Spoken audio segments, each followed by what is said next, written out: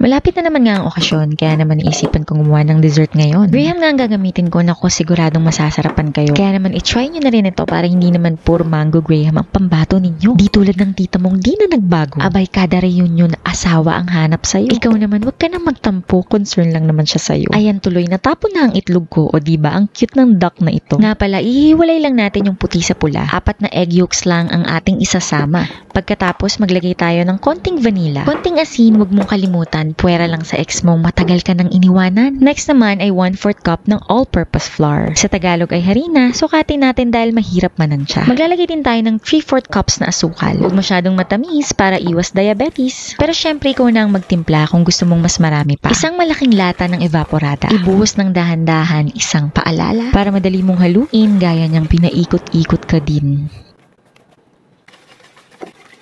Kapag naramdaman mo nang natunaw na ang asukal, pwede mo nang lutuin at patuloy na haluin.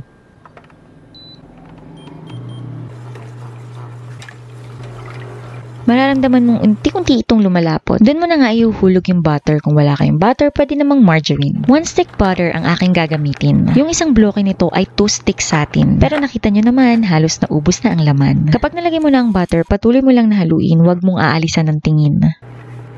Hinalo ko lang hanggang sa lumapot. Pagkatapos, pinatay ko na yung induction cooker. I let it cool for 5 to 10 minutes. At dali-dali ko nang nilagay sa container para malagyan ng cling wrap. Isinagad ko yung paglalagay ng cling wrap hanggang sa matouch na yung custard filling para maiwasan yung pagka-crust ng ibabaw. Ilalagay ko ito sa ref pero pinalamig ko muna ng mga 20 to 30 minutes. Ito na nga yung ating custard filling na galing sa ref. Para maging maganda ang kanyang consistency ay hinalo ulit siya ng ating whisk. Pagkatapos, nagbukas na ako ng isang pack ng all-purpose cream, 250 ml at ilalagay ko na dito sa ating custard filling. Napakasarap nitong custard filling na to guys. Pwede nyo din siyang ipalaman sa inyong mga donuts at iba pa. Haluing mabuti pagkatapos pwede mo munang ibalik sa ref. Ito pala yung gagamitin kong container. Rectangular baking dish by Massflex. Next, sa isang lalagyan, maglalagay lang ako ng gatas. Pwedeng evaporated milk, pwedeng fresh milk. Konti lang, tansyahin nyo lang para hindi masayang. Dahil paglulubugan lang natin ito ng Graham ng baliktaran. Ito nga yung gagamitin naming crackers. Pinapili ko ang maigi si Kelvin. Mas maigi kasi kung hindi basag-basag yung Graham natin, ilulubog lang natin ng baliktaran yung ating Graham sa gatas. Para mas maging malambot ito at mas masarap kapag kinakain nyo. Inassemble ko na dito sa aking lalagyan. Basta ang goal lahat ay matakpan. Next naman itong custard cream. In-spread ko lang mabuti pagkatapos Graham naman ulit. Ulitin nyo lang yung proseso hanggang sa maubos yung custard cream nyo. Syempre, yung kasya sa container nyo. Habang pinaprepare natin yung ating pang last toppings, pwede nating ilagay muna yan sa ref.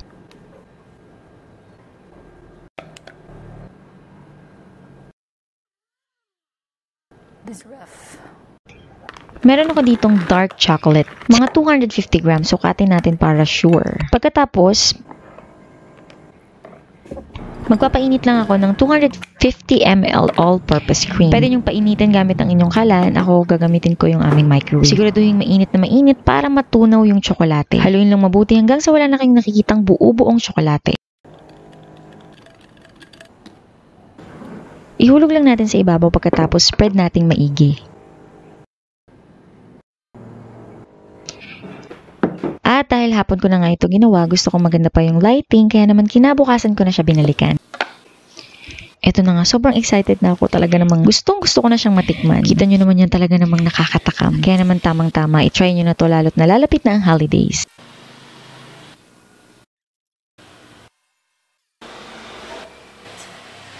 Napakasarap guys. Sakto lang yung kanyang tamis. Yung asim at yung alat. Charot lang. Ano yan? Sinigang. Ang sarap ng chocolate niya sa ibabaw kasi dark yung ginamit ko kaya hindi siya matamis. Ayan, diba? Para naman, bago naman yung ihahain mo ngayon New Year. Ayun lang, simpleng-simple. Ako nga pala ang inyong kusinerang ininyera, Jane Cuisine Silvestre. See you in my next vlog.